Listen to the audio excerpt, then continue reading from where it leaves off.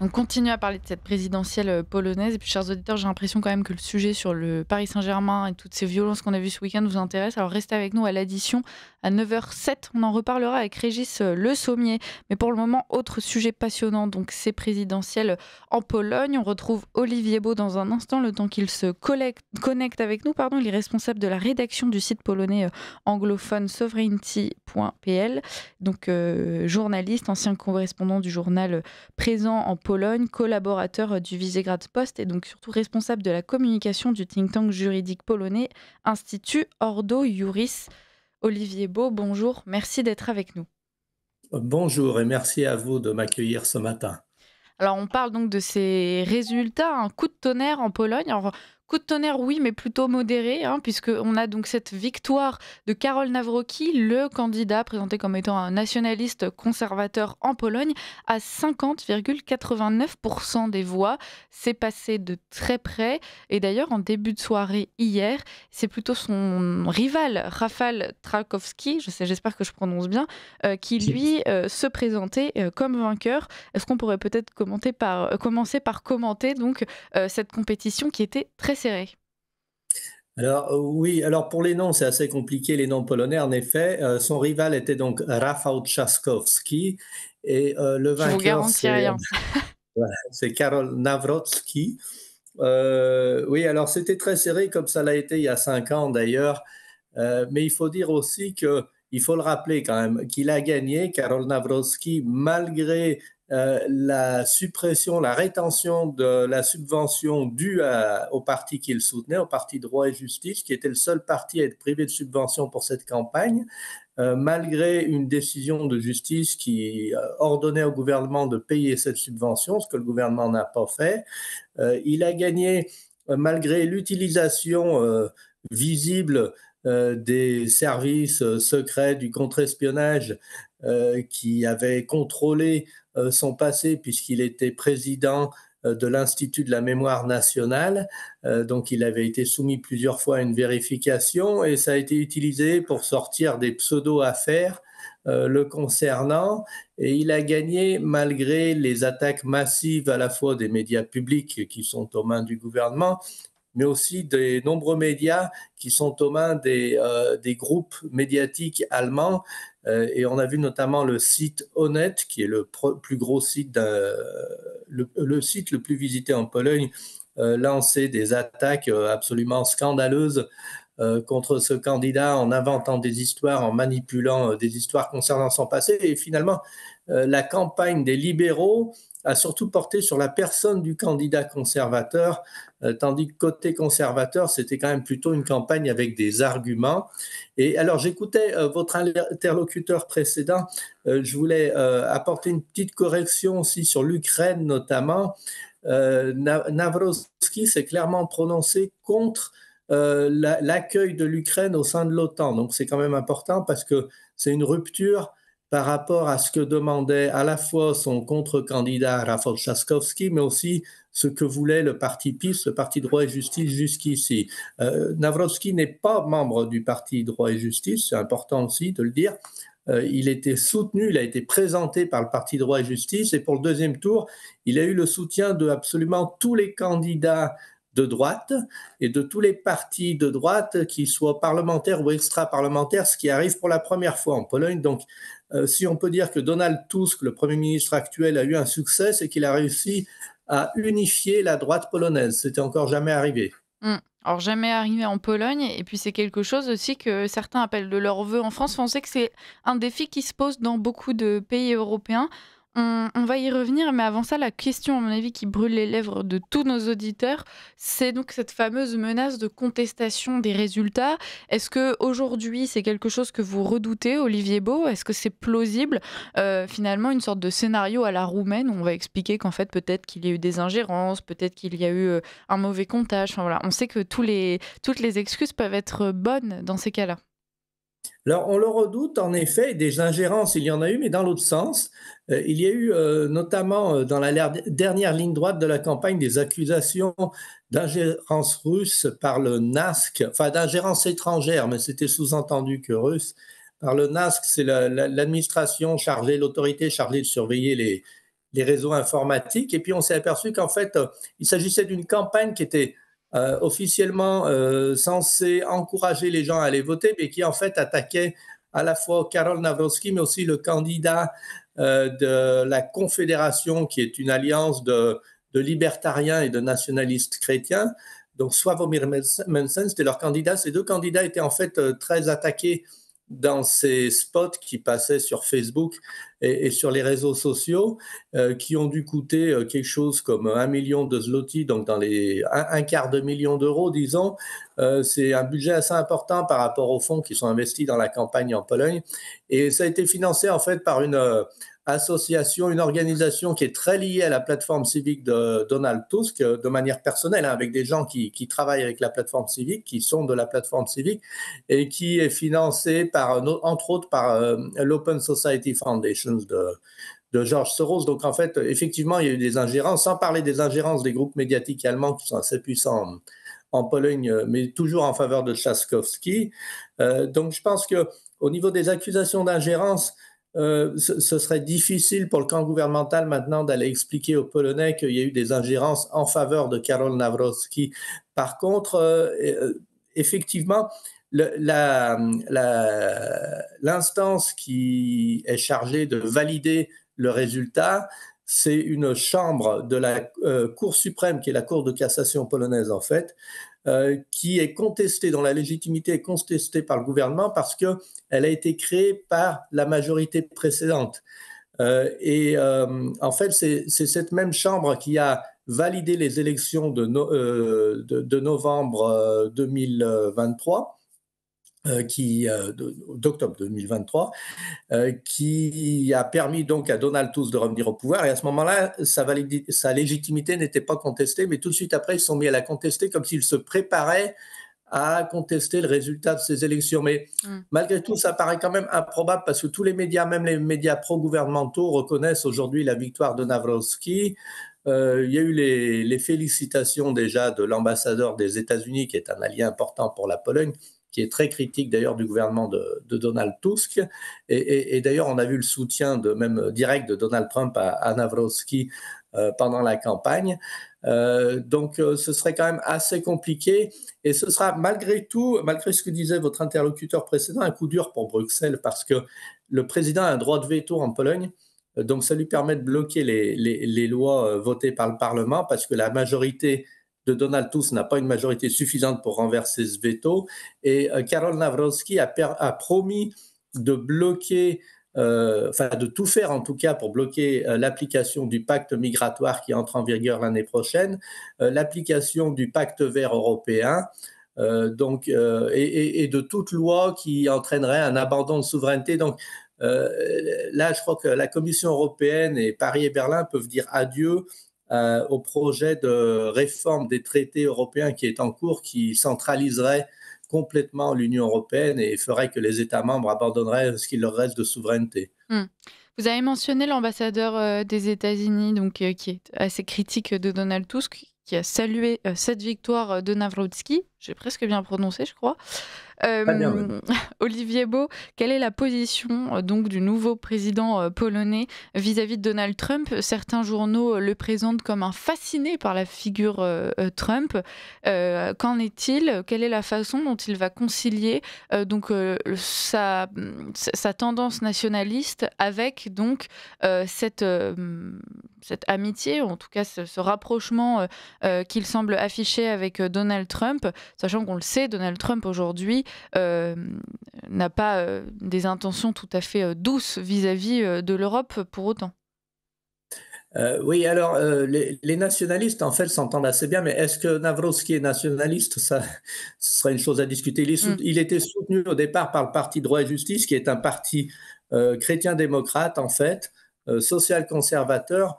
Ceux qu'on considère comme nationalistes en Pologne, c'est à la droite du Parti Droit et Justice, c'est Confédération, donc ils l'ont soutenu uniquement pour le deuxième tour, contre Trzaskowski. Il est patriote, c'est sûr. Oui, la droite polonaise s'exprime de manière plutôt positive, prudente, mais positive en ce qui concerne Donald Trump. Et effectivement, Navrotski a été accueilli avant les élections du premier tour par Donald Trump, donc il y a une photo commune, il a discuté aussi des restrictions qu'il y avait sur les exportations de technologies d'intelligence artificielle de puces électroniques vers différents pays du monde. La Pologne avait été classée de manière assez désavantageuse, et après la rencontre avec Navrotski, les États-Unis ont placé la Pologne dans le groupe des pays vers lesquels ces technologies pouvaient être exportées. Donc ça, c'était directement un soutien finalement de Donald Trump à Navrotski. On a vu aussi à la CIPAC de Budapest, où j'étais la semaine dernière, que les conservateurs, les souverainistes, les patriotes s'entendent très bien, parce qu'à partir du moment où chacun défend les intérêts de son pays, mais de manière raisonnable, on arrive à trouver Mm. des terrains d'entente de manière à ce que tout le monde y gagne en réalité. Quand vous nous parliez de la façon dont la droite a réussi à s'unir derrière donc Navrotski, et forcément, c'est quelque chose donc qu'on est tenté de mettre en parallèle avec ce qu'il se passe ici en France. On le sait qu'aujourd'hui, donc les candidats de droite qui se positionnent en tête, je pense évidemment à Marine Le Pen, donc ont dû se positionner vis-à-vis de cette question du rassemblement de la droite, puisqu'elle fait face à un fameux front républicain, ce barrage républicain, et que pour le percer, il semblerait qu'il y ait nécessairement besoin de cette fameuse alliance. Alors, à quel prix? Est-ce que donc Navrotski a dû faire certaines concessions? Quels ont été les thèmes de rassemblement? Est-ce que, en fait, d'une certaine façon, on pourrait s'inspirer de cette stratégie pour faire la même chose en France? Très certainement. J'avais eu l'occasion de parler à Krzysztof Bosak, qui est un des leaders de Confederacja, c'est le leader de la branche nationaliste chrétienne de Confederacja, en décembre. Je lui avais demandé ce qu'il pensait de la candidature de Navrotski qui était avancée par le Parti droit et justice. Et il m'a répondu que, selon lui, c'était de toutes les candidatures qui étaient envisagées, c'était la meilleure candidature possible du point de vue de Confederacja. Donc, première leçon à tirer, c'est au niveau du choix qui a été bien fait, c'est que le PiS, qui jusqu'ici se comportait de manière pas très ouverte vis-à-vis de Confederacja, il cherchait toujours à monopoliser en fait les votes de droite. Pour choisir ce candidat, a choisi un candidat qui serait le plus compatible possible avec l'électorat à sa droite, et un candidat qui n'avait jamais ouvertement critiqué non plus ces partis qui sont à la droite du PiS. Et je pense que grâce à cela, en fait, Navrotski n'a pas vraiment eu à faire des concessions. Il a certes signé une déclaration en 8 points que lui a proposé Sławomir Mencen, donc le candidat de cette confédération, entre les deux tours. Mais Mencen a choisi apparemment quand même ses points de manière à ce que Navrotski puisse les signer sans trop de difficultés. Et il y a notamment dans ces 8 points le refus d'accueillir l'Ukraine dans l'OTAN d'ailleurs. Donc toujours pour répondre à votre interlocuteur précédent. Et il y a des points sur les refus de tout abandon de souveraineté à l'Union européenne, le refus du pacte migratoire aussi, du pacte vert, mais c'est tout des choses que Navrotski défendait déjà avant le premier tour. Donc je ne pense pas qu'on puisse vraiment parler de concessions, c'est plutôt disons, des engagements clairs qui lui ont permis d'avoir un report assez massif du vote des candidats à la droite du PiS, et c'était des votes assez importants parce que Mencen a fait 15%, et à sa droite, il y a Grzegorz Braun, qui est, on peut dire même un petit peu radical, et qui s'est séparé en fait de Confédération pour ces élections parce qu'il les trouvait trop mous, trop pas assez radicaux, et qui a obtenu 6%. Et ça aussi, c'est assez historique parce que en fait, si on ajoute Mencen et Brown, ça fait 21% de voix qui sont des voix pour des candidats clairement opposés à l'Union européenne. Parce que le Parti droit et justice, contrairement à ce que disent les médias français, n'est pas opposé à l'Union européenne. Mm. Il est opposé à une vision fédéraliste de l'Union européenne. Il n'est pas opposé à l'Union européenne, tandis que les partis Confederacja, enfin les candidats Brown et Mencen n'excluent pas un Polexit. Contrairement au PiS. Et ils ont eu 21%. Ça aussi, c'est historique. Mm. On espère que le message va passer, en tout cas sur la façon dont, évidemment, ils ont choisi un candidat qui s'était abstenu de critiquer les partis à sa droite. En France, c'est l'inverse. Je prends par exemple la figure de Bruno Retailleau et donc plus largement des LR, puisqu'il est nouvellement président des Républicains, qui ont tendance à énormément critiquer à leur droite en expliquant que ce sont des partis démagogiques et qui assument préférer se rapprocher plutôt de la Macronie.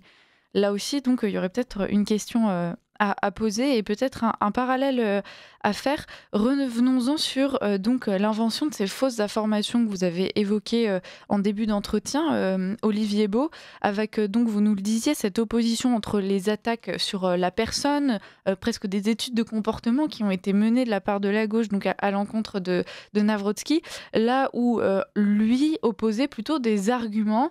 On imagine que la stratégie donc, a su convaincre les Polonais. C'est quelque chose qu'on peut retrouver également en France. Quel a été le poids donc, des médias dans cette campagne et quelle a été la stratégie vis-à-vis donc, des médias de grand chemin, comme on dit sur Radio Courtoisie, donc, de la part de Navrotsky et donc plus largement de la droite conservatrice? Alors, Navrotsky est allé à tous les débats, y compris ceux qui étaient organisés par les télévisions pro-gouvernementales, y compris le premier débat qui avait été organisé au départ, ça devait être juste entre lui et Trzaskowski avant le premier tour, mais ça a très mal tourné pour Trzaskowski, pardon. Ça a très mal tourné parce que ses concurrents, les concurrents de Trzaskowski, mais même du camp gouvernemental, se sont rendus à proximité du lieu où devait être organisé ce débat entre les deux candidats. Et il y a un débat parallèle qui a été organisé par les télévisions alternatives, celles de droite. Et du coup, l'équipe de Trzaskowski qui avait organisé en fait ce débat avec la télévision publique, mais vraiment de manière à avantager Trzaskowski, se sont sentis obligés au dernier moment d'inviter tout le monde. Donc, Trzaskowski n'était pas du tout préparé à un débat, y compris avec ses concurrents. Il y a eu un petit épisode un peu drôle, mais qui lui a fait beaucoup de dommages parce que Trzaskowski en fait, est un radical de gauche. Il est très, quand il est devenu maire de Varsovie, il a dit que son rêve, c'était d'être le premier maire de Varsovie à pouvoir célébrer un mariage gay, un mariage homosexuel. Et puis, il a voulu faire supprimer tout signe religieux dans les bureaux de la ville, y compris sur les bureaux des fonctionnaires, que ce soit des croix ou des images. Finalement, il a suspendu un peu cela devant les protestations que ça soulevait, mais s'il était devenu président, il l'aurait réappliqué. Il a voulu, il y a quelques années, avec sa déclaration LGBT, introduire dans les écoles de Varsovie une éducation sexuelle selon les standards d'éducation sexuelle pour l'Europe de l'OMS. Alors, je ne sais pas si vos éditeurs connaissent, mais ça vaut le coup de les chercher sur Internet parce ce sont des standards complètement fous Ouais. quand on regarde. Donc, c'est un radical, mais pendant toute la campagne, il a voulu se faire passer pour un conservateur, en fait. Il a voulu s'adresser à l'électorat du centre, le centre en Pologne est quand même plutôt décalé vers la droite par rapport au centre en France. Donc, la majorité, la Pologne est coupée en deux, mais il y a quand même une majorité plutôt conservatrice. Donc, il a eu un discours conservateur. Au moment de ce débat, donc organisé par la télévision publique, Navrotsky lui a posé un petit drapeau LGBT arc-en-ciel sur son, comment on appelle cela, Son petit pupitre? sur son pupitre, merci. Voilà, ça fait trop longtemps que je suis en Pologne, je perds mes mots. Pas de problème. Voilà, sur son pupitre. Et Trzaskowski a été un peu gêné. Il n'a pas voulu le laisser, il l'a caché. Et sa contre-candidate de gauche, mais qui fait partie de la coalition gouvernementale, est venue le chercher en lui demandant de lui remettre qu'elle allait volontiers l'exposer si lui en avait honte. Donc ça lui a sans doute beaucoup fait de mal. Alors, je disais donc que Navrotsky s'est rendu à tous les débats dans toutes les télévisions, et pendant ce temps, Navrotsky, hein, et pendant ce temps, Trzaskowski lui boycottait tous les débats organisés par les télévisions de droite. Il y a même eu un débat à Telewizja Republika, la plus grosse chaîne d'information en Pologne, qui est conservatrice, et un des contre-candidats, donc un des candidats à cette élection présidentielle, avait amené une image sur pied de Trzaskowski qu'il a placé à l'endroit où il y aurait dû y avoir Trzaskowski. Donc ça aussi, ça lui a sans doute beaucoup fait de mal. Et puis en plus, on sentait, on s'est beaucoup demandé s'il prenait pas quelque chose, s'il prenait pas des produits pour stimuler un peu son intellect, parce qu'il avait des comportements assez bizarres souvent dans ses meetings électoraux, Trzaskowski. Donc Mmh. il avait un peu des problèmes pour maîtriser ses émotions. Et le baiser de la mort, ça a été quand, entre la campagne des deux tours, Tusk a voulu s'immiscer dans la campagne parce qu'il sentait que ça marchait pas du tout pour son candidat. Et il a fait une interview à la télé où aussi il était très émotionnel. Euh, il, a voulu, euh, il a voulu parler des accusations contre Navrotski concernant son passé. Il s'est appuyé sur le témoignage d'un type qui est un peu un gangster, donc ça n'a pas fait sérieux du tout. Et je crois que, enfin, les commentateurs l'ont dit en tout cas, que l'intervention de Tusk, qui est finalement assez impopulaire, hein, et son gouvernement est impopulaire après 1 an et demi aux manettes, finalement, ça a encore fait plus de mal à Trzaskowski. Mmh. On continue, chers, auditeurs, avec Olivier Beau, encore quelques instants jusqu'à 8h39 précisément. Je vous annonce quand même la suite, du programme. On aura quelques chroniques, notamment pour parler du pèlerinage de Chartres. Voilà, ça nous fera une petite respiration, mais on poursuivra ensuite à 9h avec Régis Le Sommier, en reparlant donc, de ces violences commises, suite à la victoire du Paris Saint-Germain ce week-end. Donc soyez au rendez-vous, 9h07. On continue donc sur la Pologne. Vous ne le saviez peut-être pas, mais le 9 mai dernier, à Nancy, a été signé un traité entre la Pologne et la France. Voilà, donc scellant l'amitié entre les deux pays, avec quelques enjeux autour du nucléaire. Vous allez peut-être pouvoir nous en parler un peu, Olivier Beau. Ce traité a été signé entre deux amoureux de l'Union européenne, Emmanuel Macron et Donald Tusk.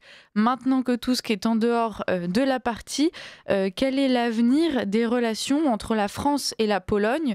Est-ce que le président va chercher donc à considérer la France au-delà d'Emmanuel Macron, comme le faisait donc par exemple le candidat Georges Simeone, qui disait bien faire la distinction entre ce président qu'on considère parfois un peu problématique et les Français qui se trouvaient derrière lui?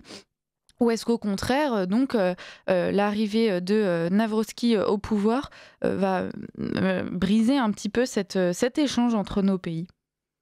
Alors, Donald Tusk est toujours au pouvoir, il est Premier ministre, Oui. il a toujours sa coalition qui a la majorité au Parlement, et en Pologne, c'est un régime parlementaire, Mmh. donc c'est le Premier ministre qui exerce le pouvoir. Le problème pour la coalition de Donald Tusk, c'est que Nawrocki a un droit de veto. Donc, tout ce qu'ils ont fait de manière illégale, en violant complètement les règles de l'état de droit, ils ont crié au loup pendant 8 ans, mais ils sont arrivés au pouvoir, ils ont fait des choses qui n'avaient jamais été faites. Ils vont pas pouvoir le légaliser. Donc, c'est ça leur gros Bah oui. problème pour Donald Tusk et sa coalition. Mais il est toujours au pouvoir, hein, tant qu'il n'y a pas de nouvelles élections et tant que sa coalition reste unie, il reste au pouvoir. Mais est-ce qu'il va Euh, pouvoir gouverner pour autant? Avec donc ce il, principe du droit de veto? il va pouvoir gouverner, il va pas pouvoir faire passer des lois sans l'accord du président. Donc c'est ça qui est essentiel. Donc Ouais. par exemple, leur projet de loi pour faire une épuration du système judiciaire en se débarrassant d'un tiers des juges, tous ceux qui ont été nommés ou avancés à l'époque de Droit et Justice, ça va pas pouvoir passer.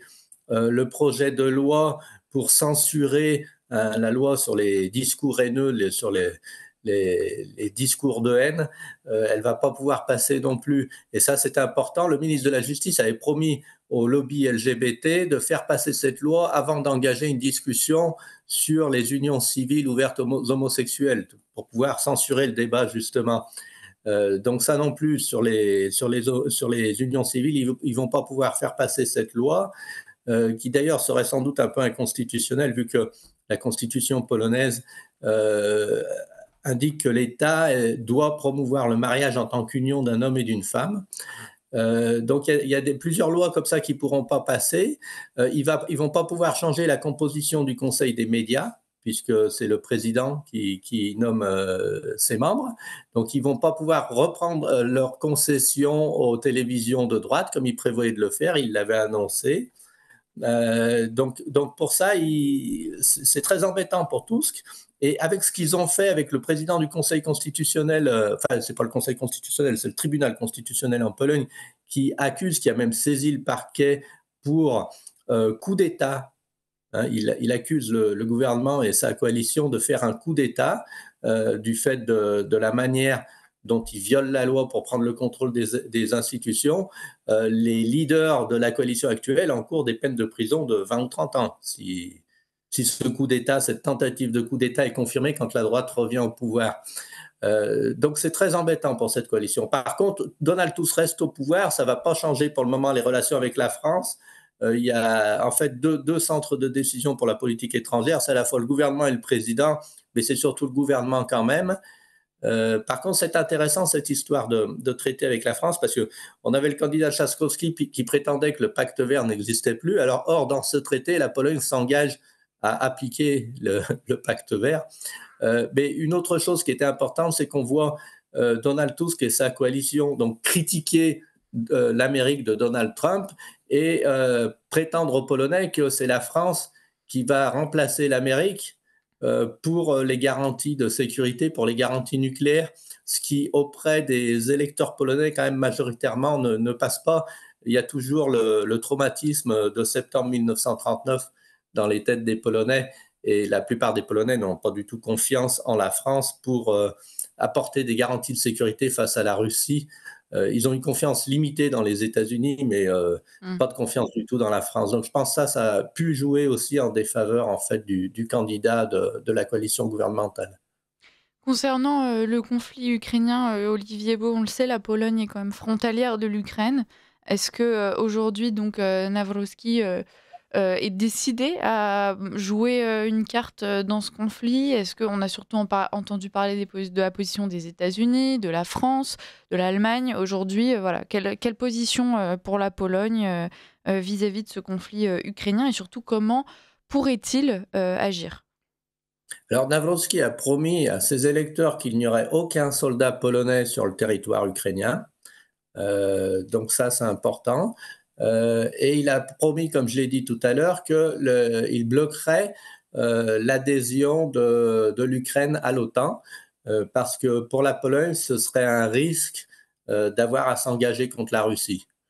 Mmh. Donc ça, c'est ce qui le différencie de manière très importante avec le camp gouvernemental, avec le camp des libéraux, donc que ce soit Tusk ou Macron. Et Nawrocki est plutôt sur la ligne de Donald Trump, de vouloir rechercher la paix en Ukraine. Alors, la ligne de Donald Trump n'est pas très claire, mais quand même, on voit avec les dernières frappes de l'Ukraine en Russie que, comme on pouvait s'y attendre, après, avec d'un côté une proposition de paix avec des concessions qui pourraient être faites aux Russes, et d'un autre côté, en cas de refus, le danger pour la Russie d'être frappée sur son sol par l'Ukraine avec l'autorisation des Occidentaux. Donc, je pense qu'il est sur cette ligne de mettre la pression sur la Russie, mais en même temps de vouloir la paix en Ukraine. Mmh. Et en Est-ce tout qu'on cas, de refuser tout engagement polonais en Ukraine. Ce qui est déjà bien. On en serait presque à envier, les Polonais. Est-ce que l'on a déjà les noms peut-être de certains dirigeants européens avec lesquels Nawrocki aurait affiché, une certaine proximité? Voilà, on le sait, dès qu'un nouveau personnage, politique émerge en Europe, on s'interroge sur ses liens avec ceux qui sont déjà en place. Donc avec quels dirigeants pourrait-il avoir certaines affinités, dans l'Union européenne, Olivier Beau? Donc déjà, il est nouveau en politique. Ouais. Donc il n'a pas eu l'occasion, à part donc Donald Trump pendant la campagne, de rencontrer des dirigeants politiques. Mais ses affinités, on les voit chez Viktor Orban, certainement. Et puis, plutôt dans les partis d'opposition, le PiS a de très bonnes relations maintenant, ce qui n'était pas le cas il y a 5 ans ou 10 ans, mais a de très bonnes relations avec le Rassemblement national. Tous les partis, en fait, qui sont chez les conservateurs et réformistes européens, mais aussi chez les patriotes pour l'Europe. Il y a beaucoup de rencontres internationales, que ce soit les CIPAC ou différentes Mmh. réunions conservatrices.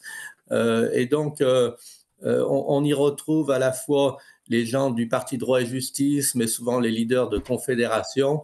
Donc, pour le moment, c'est plutôt chez partis d'opposition, mais qui sont aux portes du pouvoir, que Nawrocki pourrait avoir des affinités, avec peut-être certaines réserves pour l'AfD en Allemagne, du fait, mais bon, il n'y a pas que la Pologne, mais la Pologne en particulier a des difficultés avec certaines parties de l'AfD, mais sinon pour le reste, c'est Vox, c'est Fratelli d'Italia, Lega, c'est le Fidesz en Hongrie, c'est le Rassemblement national. C'est tous ces partis-là, quoi, maintenant, avec lesquels le PiS, quand il est arrivé au pouvoir en 2015, ne voulait pas trop s'afficher, il cherchait à être dans le mainstream, mais aujourd'hui, ça a changé.